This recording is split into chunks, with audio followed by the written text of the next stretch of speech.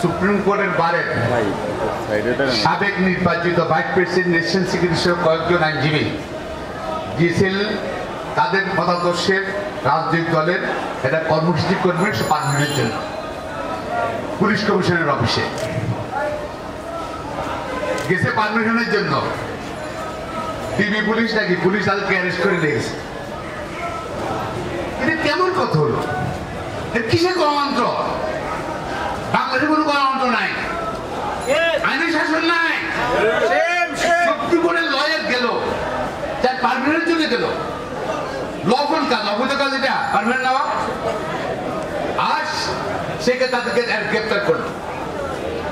আমি supreme court পার্টির একজন আইনজীবী হিসাবে, নির্বাচিত প্রতিনিধি হিসাবে আমি তীব্র নিন্দা জানাই।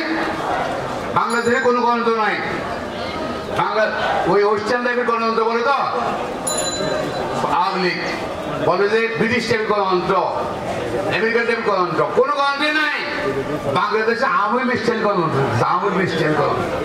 তারা এখানে জনগণের ভোটে নির্বাচিত সরকার নয় বলে তারা আইনের শাসনে বিশ্বাস করে না, এটাই তার প্রমাণ করে। আমরা আশা করি যেসব কর্মকর্তারা যেসব পুলিশের কর্মকর্তারা এদের গ্রেপ্তার করেছে, আবার ছেড়ে দিয়েছে, তাদের তদন্ত করা হোক, বিচার করা হোক এবং সুপ্রিম সকল আইনজীবী সমাজ এবং নিন্দা করছে। আমরা আইনজীবীদের অপমানের জন্য আমরা ইনশাল্লাহ ভবিষ্যতে আন্দোলন করে যাব। সুপ্রিম কোর্টের আইনজীবীরা কোথাও নিগৃহীত না হয়, অসম্মানিত না হয় এবং তাদের সম্মান দিয়েছে তাদের দল। আর তাদেরকে গ্রেপ্তার করে আইনমন্ত্রী অসম্মানিত করে, সুপ্রিম কোর্টের একজন আইনজীবীকে অসম্মানিত করা হয়েছে, 4টি আইনজীবী অসম্মানিত হয়েছে।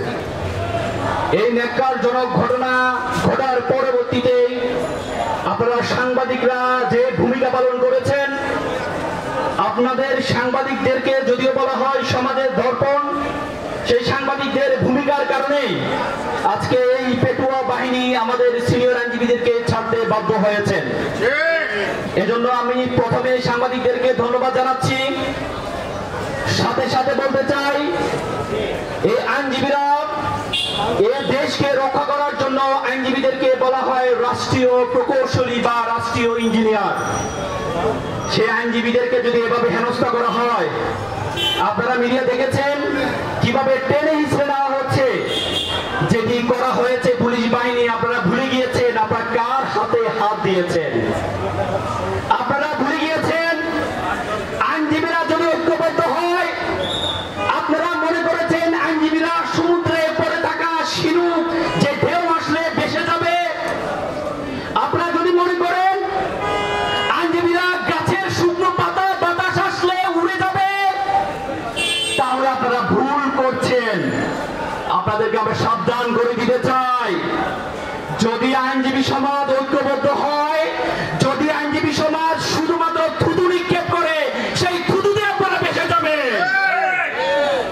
আজকে আমি সকল আইনজীবী ভাইদের বলতে চাই, রোম যখন ফুটছিল, সম্রাট নিরু তখন বাঁশি বাজাচ্ছিল।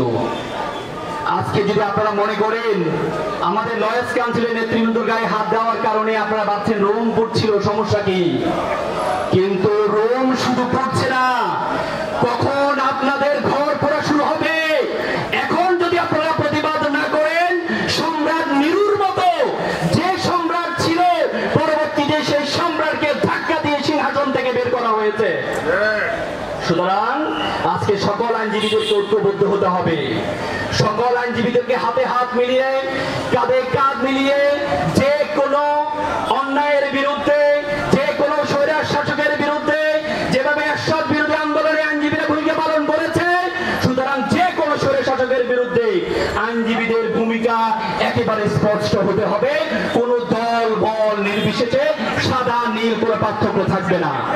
সুতরাং আমরা এই প্রতিবাদ জানিয়ে আমরা আবারও বলছি, আইনজীবী জনতা, ভারতের একতা, আমরা কোনো দল মানি না, আমরা কোনো সাদা নীল মানি না, আমরা শুধু আইনজীবীদের সম্মান রক্ষা করতে চাই।